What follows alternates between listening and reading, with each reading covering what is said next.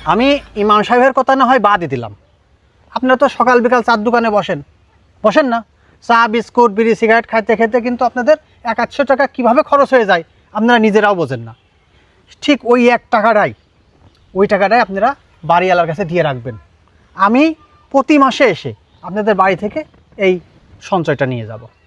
আর ইমাম সাহেব, আপনি যে মিলাদ পড়ান, দোয়া করেন, আপনার হাতের ভিতরে কিছু দেয় না? ওই টাকাটা আপনারা রেখে দেবেন এই কাজের জন্যে।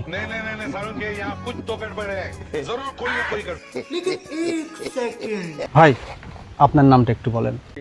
না স্যার, আমি এইসব করব না। ভাই, আপনার নামটা তো বলবেন, আপনার আমি করতে বলতেছি না। আচ্ছা ভাই, আপনি মারা গেলে পারে আপনার বউ ছেলে মেয়েকে কে দেখে রাখবে বলেন তো দেখি? কেউ আছে? ভাই আপনি দেখে রাখবেন না? ভাই পারবেন না আপনি দেখে রাখতে? কেউ পারবে না। আমাদের এই জীবন বীমা পারবে আপনার স্ত্রীকে দেখে রাখতে, আপনার পরিবারকে দেখে রাখতে। নামটা বলেন আপনার, প্লিজ বলেন ভাই। আপনার না, আমি আপনার এই জীবন বীমা করতে বলতেছি না তো, শুধু আপনার নামটা বলেন আপনি। আচ্ছা ভাই, আপনি কি চান না যে আপনার মৃত্যুর পরে আপনার ছেলে মেয়ে স্ত্রী সুখে থাকুক? স্যার, আমার তো কোনো ছেলে মেয়ে নাই। আমার বউ চেহারা খুব সুন্দর, আমি মরে গেলে আমার সাথে ভালো জায়গায় বিয়ে যাবেন আমার বউ। ভাই, আপনি কথাটা কি বললেন? ছেলে মেয়ে নেই, দুদিন বাদে ছেলে মেয়ে হবে নি। ইমাম সাহেব, আপনার নামটা বলেন। আমার একটা প্রশ্ন আছে স্যার। কি প্রশ্ন? এই জীবন বীমায় সর্বোচ্চ কয়জনকে নমিনি করা যায়? মনে করেন যে ইমাম সাহেব, একজনকে তো দেয়া যায়, আপনি সর্বোচ্চ চাইলে 2 জনকে দিতে পারেন। এই জায়গায় তো সমস্যা স্যার।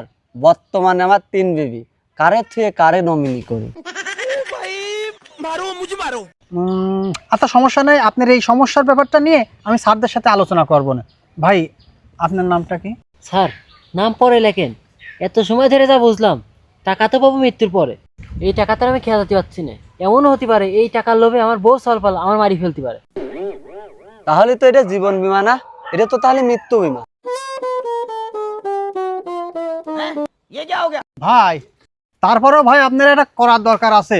500 টাকা একটা বীমা করেন, আপনার মৃত্যুর পরে পুরো 70,000 টাকায় আমাদের অফিস আপনার বাড়িতে দিয়ে আসবে নি।